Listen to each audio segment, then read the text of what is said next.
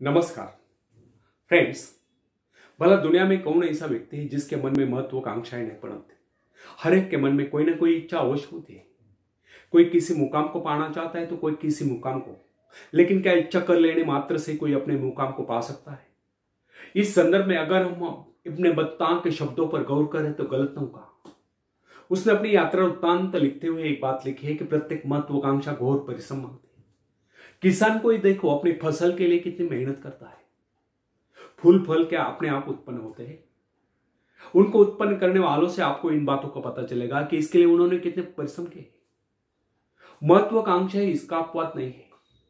परिश्रम करें, आपकी हर महत्वाकांक्षा पूरी होगी, मगर परिश्रम पहली शर्त है। परिश्रम करें, आपको सब कुछ मिल जाएगा। कठिनाई यह है कि हम परिश्रम करने में जी चुराते हैं। हम सरलता से सब पाने की आशा रखते हैं। हम चाहते हैं कि हिंग लगे न फिटकरी और रंग भी आए चोखा। इस प्रकार की मनोवृत्ति हमारे लिए बहुत ही घातक होती है। बहुत से लोग अपने जीवन की वास्तविकता का सही ढंग से सामना नहीं करते। वे अपने प्रयत्नों का अधिकतर भाग अपने चेष्टाओं द्वारा व्यर्थ कर देते हैं, क्योंकि उनकी मानसिक स्थिति में, उनके प्रयत्नों में परस्पर तालमेल नहीं होता है। कार्य किसी और उद्देश्य के लिए करना और किसी अन्य उद्देश्य की सिद्धि की आशा करना कोरी भूल है। जो ऐसा करते हुए गलत दृष्टिकोण के कारण मनोवांछित परिणामों को निरुत्साहित करते और दूर धकेलते हैं। वे अपने काम पर चित्तवृत्ति को एकाग्र कर विजय के आत्मविश्वास को लेकर प्रयत्न करने में नहीं लगते। इसी कारण उन्हें वांछित परिणामों से दूर रहना पड़ता है। दृढ़ निश्चय और आत्मविश्वास से अपनी सारी शक्तियों को उद्देश्य पर एकाग्र किए बगैर सफलताएं प्राप्त नहीं होती। आशा, दृढ़ निश्चय और आत्मविश्वास की कभी पराजय नहीं होती। परिस्थिति भले कैसे भी क्यों न हो, आप अपनी मनोदशा स्थिर रखें। कुछ पाने की महत्वाकांक्षा रखना और सदा निर्धन रहने की आशा करना एक दूसरे को काटने वाली चेष्टा है। आप जिस वस्तु को पाने की लालसा करते हैं, यदि प्राप्त करने के लिए स्वयं अपनी ही योग्यता पर आपको ही विश्वास नहीं है, तो यह तो ऐसी बात हुई कि आप चलते तो पश्चिम की ओर है और पहुंचना पूरब की ओर चाहते हैं। सफल होने का सीधा सा सिद्धांत है, आप जिसकी इच्छा रखते हैं उसे पाने की आशा भी करें, तथा उसे पाने के लिए पर्याप्त शक्ति एवं आत्मविश्वास की भावना अपने मन में भरें। यदि आपको अपने कार्य सामर्थ्य पर, अपनी योग्यता पर भरोसा नहीं है, तो आप सफलता को अपनी ओर आकर्षित कर ही नहीं सकते। जो व्यक्ति सफल होना चाहता है, उसे सफलता के भावों से भरा होना चाहिए। उसे सदा ही प्रगति के विचारों से, रचनात्मक विचारों से, निर्माणात्मक विचारों से, सृजनात्मक भाव से, अन्वेषणात्मक भाव से तथा सबसे अधिक आशावाद से हमेशा ही भरपूर रहना चाहिए। एक बात कदापि न भूले कि आशा ही जीवन है। आशा को अपने मन से कभी न जाने देगा। आशा का दीपक बुझते ही मनुष्य मृत प्राय बन जाता है।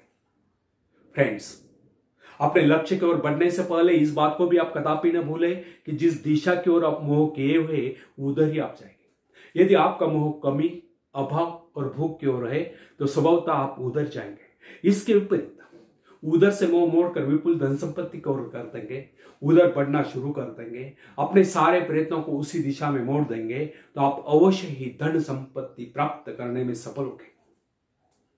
फ्रेंड्स, बहुत से लोग परस्पर विरोधी कार्य करने में लगे रहते हैं। उनकी एक चेष्टा दूसरी चेष्टा को काटती रहती है।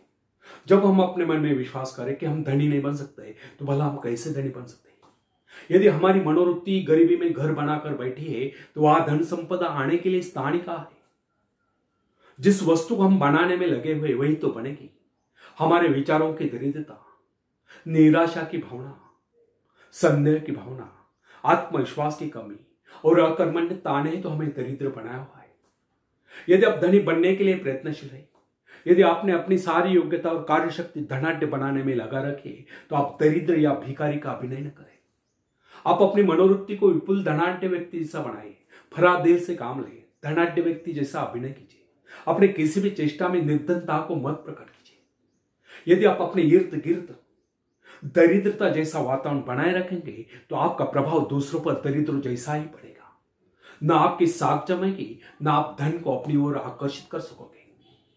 कहावत है, भेड़ जितनी बार बोलती है उतनी बार मुंह भरकर घास खाने का अवसर गवा देती है। जितनी बार आप निर्धनता दिखलाएंगे उतनी बार मात खाएंगे।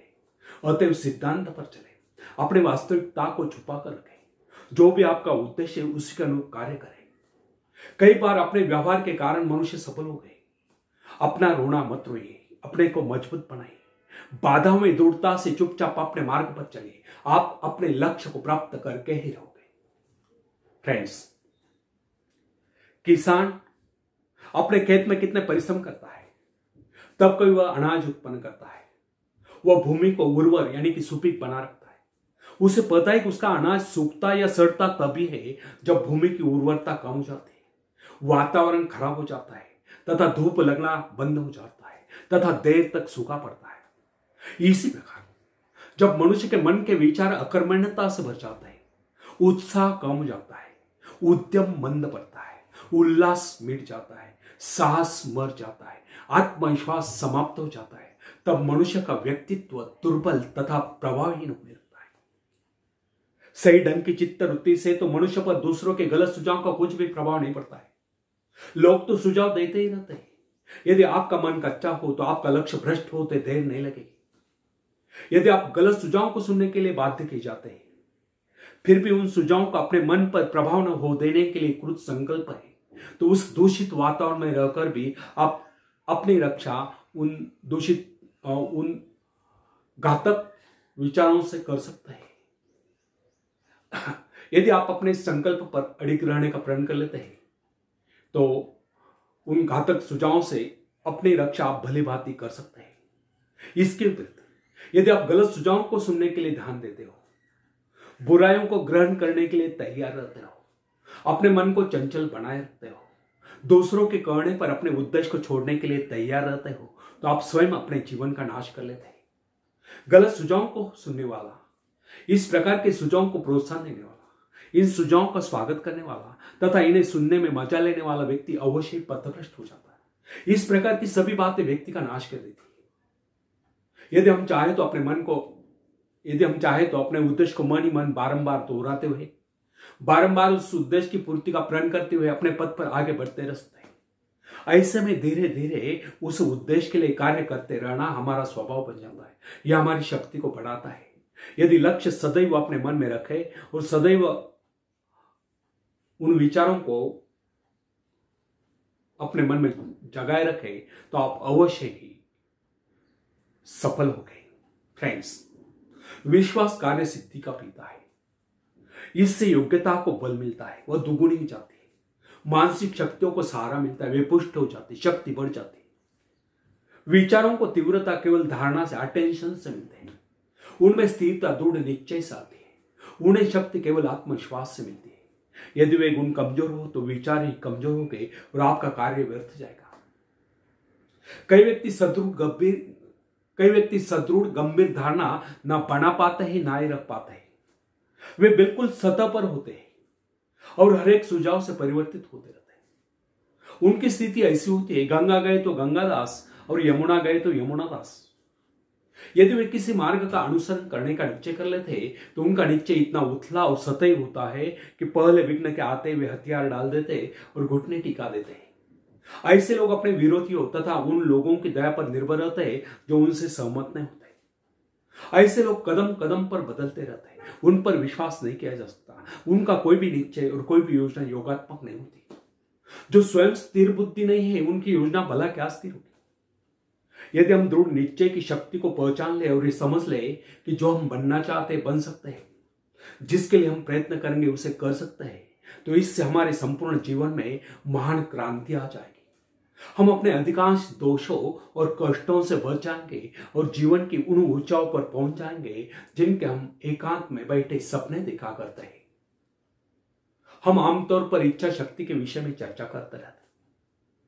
जब यह क्रिया रूप में आती है तो दृढ़ निश्चय इस शक्ति का ही रूपांतरण होता है। इच्छा, किसी काम को करने का दृढ़ निश्चय तथा किसी काम को करने वाले अपनी योग्यता के विषय में दृढ़ निश्चय, एक ही बात यह है कि हम झुके नहीं, दृढ़ता से जमे रहे।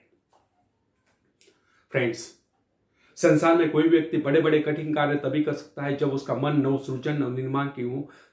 संसार में कोई व्यक्ति तब तक कुछ नहीं कर सकता जब तक उसे अपने हाथ में लिए काम के विषय में तथा उसे पूरा करने वाली अपनी योग्यता के विषय में दृढ़ निश्चय और विश्वास न हो।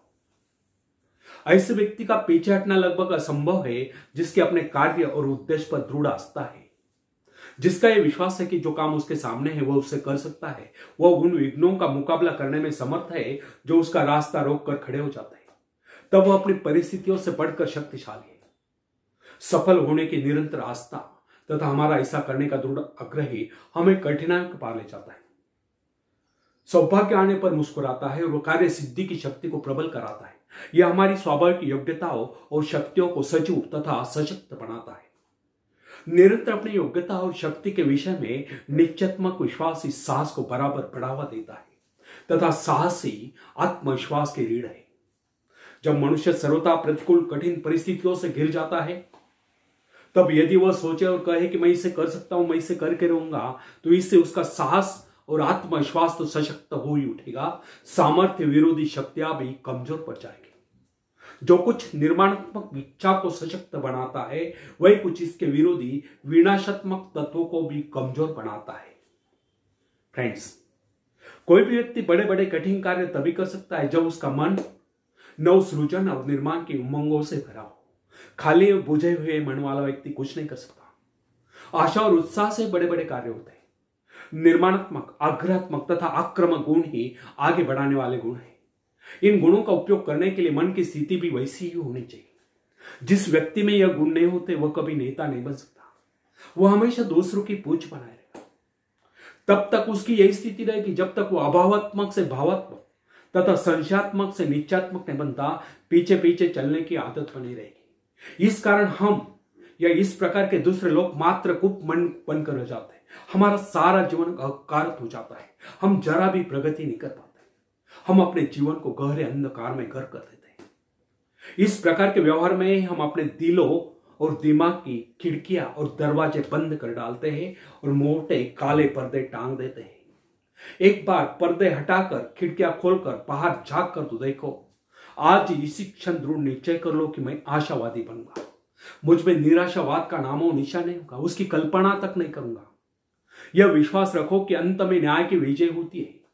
क्षणिक रूप में कुछ भी होता दिखाई दे, अंतिम विजय तो सत्य की होती है। ध्यान से देखोगे तो पता चलेगा कि प्रतिक्षण सत्य और न्याय की विजय हो रही है।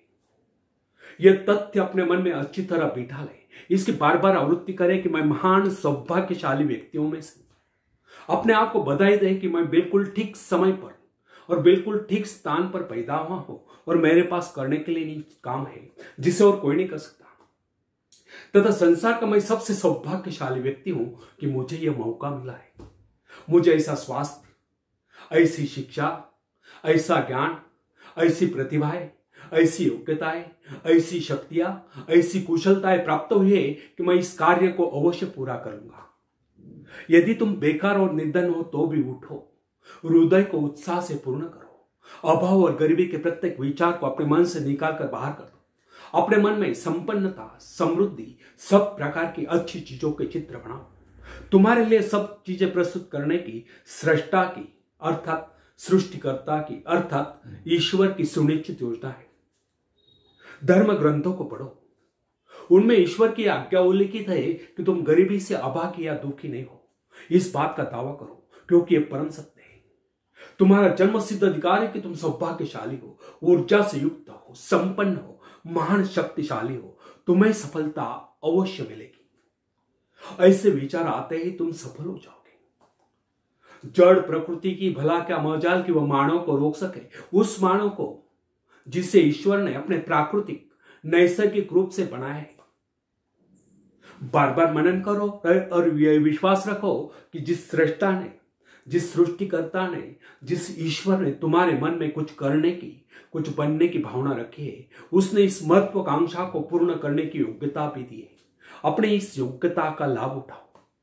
जब तक तुम ऐसा नहीं करोगे तब तक कुछ नहीं होना। एक टक अपने मन में झांको, देखो कि वहां पर क्या है। क्या ईश्वर ने तुम्हें अटूट शक्ति प्रदान नहीं की? यदि हां तो यह खामोशी क्यों? उठो, उठकर बैठो, बैठकर खड़े हो जाओ, खड़े होकर आगे बढ़ो, आगे बढ़कर दौड़ लगाओ, तब सब कुछ मिल जाएगा। ईश्वर ने रास्ता बना रखा है, उठकर रास्ते पर न चलो तो इसमें दोष किसका है? अवश्य हम दोषी है। संसार में कर्महीन मनुष्य आगे नहीं बढ़ पाता। संसार में सब कुछ है, मगर ऐसे कर्महीनों के लिए कुछ भी नहीं है। कर्महीन बनकर हम अपनी प्रगति को अवरुद्ध कर लेते हैं, हम अपने जीवन डोर काटते जाते हैं, हम अपने पैरों पर कुल्हाड़ी मारते हैं। ऐसा व्यवहार हमारी शक्तियों को भी मंद कर देता है। इनसे वांछित परिणाम प्राप्त करने वाली शक्तियों का ह्रास होता है। भय और दुख व्यक्ति के कार्य सामर्थ्य को चूस लेते हैं। फिक्र चिंता से मनुष्य का प्रभाव कम हो जाता है और सफलता प्राप्ति के लिए जो रचनात्मक चेष्टा आवश्यक है, उसके लिए मनुष्य में साहस ही नहीं रहता है। अब सबका बहुत मंगल हो, शुभ हो। इसी शुभकामना के साथ बहुत आशीष और जय हिंद।